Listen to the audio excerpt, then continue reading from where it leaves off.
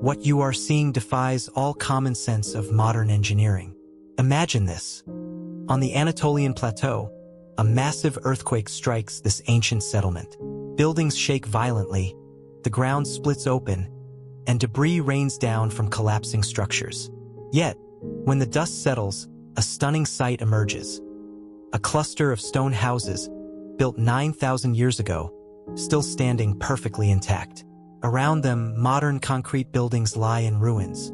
These prehistoric structures, built without a single piece of metal or any modern engineering knowledge, have survived countless earthquakes powerful enough to destroy our contemporary buildings. This raises a startling question. How did our ancestors create earthquake-resistant architecture that puts modern engineering to shame? Welcome to Historical Architects. In this episode, we will uncover the lost wisdom mastered by Stone Age engineers, the secret of flexible construction. Humanity's relationship with earthquakes is as old as civilization itself. Archaeological evidence shows that some of the earliest human settlements were built directly on seismic zones. This wasn't because our ancestors were reckless, but because these geologically active regions often provided the most fertile soil, abundant water sources, and valuable mineral deposits. From the fault lines of Turkey to the slopes of Mount Vesuvius in Italy, early humans chose to build their homes in places where the earth itself was constantly in motion. This choice forced them to become the world's first seismic engineers.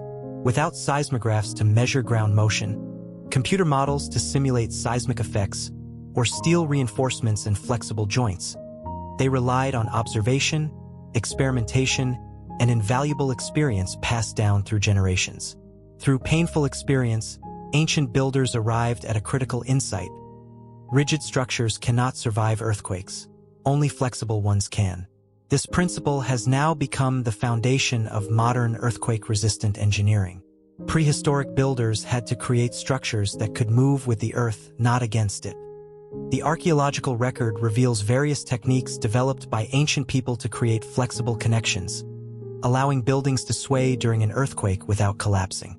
The earliest evidence dates back to 8000 BCE in Jericho, Palestine. Here, archaeologists discovered evidence of the world's first base isolation system.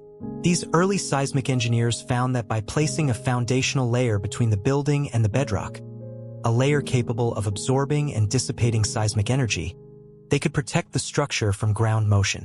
Their technique involved creating multiple layers of different materials, including stones, sand, and organic matter, which acted as shock absorbers. The sophistication of these ancient base isolation systems is comparable to modern methods.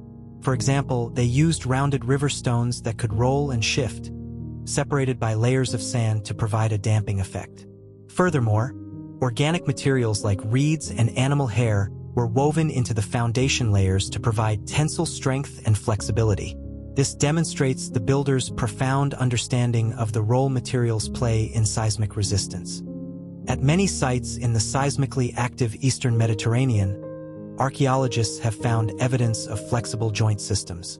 These systems allowed stone walls to move independently during an earthquake. This was not crude construction, but a complex engineering solution that required a deep understanding of structural dynamics. Their method involved designing walls as multiple independent sections, each capable of slight movement relative to its neighbors. The joints between these sections were filled with materials that could compress and expand, such as clay mixed with organic fibers, sand, and sometimes even animal fat. During an earthquake, these joints would flex and absorb energy, preventing the rigid stone walls from cracking under pressure. Furthermore, the ancients were equally wise in their choice of materials. Prehistoric builders in seismic zones clearly understood how different materials performed during an earthquake. They avoided materials prone to becoming brittle under stress, favoring those that remained flexible and strong under dynamic loads. In places like Hasseler in Turkey, researchers have discovered composite construction techniques. They used stone for foundations and lower walls to provide compressive strength, while wood was used for the upper structures and roofs to provide flexibility. The connections between these materials were carefully designed to accommodate different movements during an earthquake. Even more astonishing evidence of seismic engineering comes from Göbekli Tepe, dating back to 9500 BCE. The megalithic pillars in this ancient temple complex were designed with flexible connections that allowed them to sway during an earthquake. Analysis of the pillar bases shows they were mounted on stone rockers, allowing for controlled movement. The engineering behind these rocking systems was incredibly advanced. Each pillar base was meticulously shaped to create a curved interface with the foundation. This design allowed the massive stones to tilt and then return to a vertical position without toppling. The curvature was calculated to provide just the right amount of flexibility to absorb seismic motion while maintaining structural stability under normal conditions. Tool marks indicate that achieving these precise curves required extraordinary skill and patience.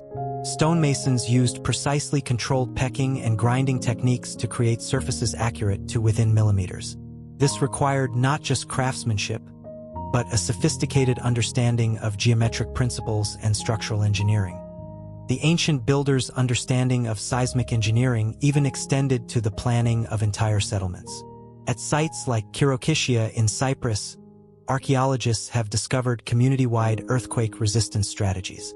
The settlement layout itself was carefully designed to minimize earthquake damage through careful spacing between buildings and the strategic placement of open areas.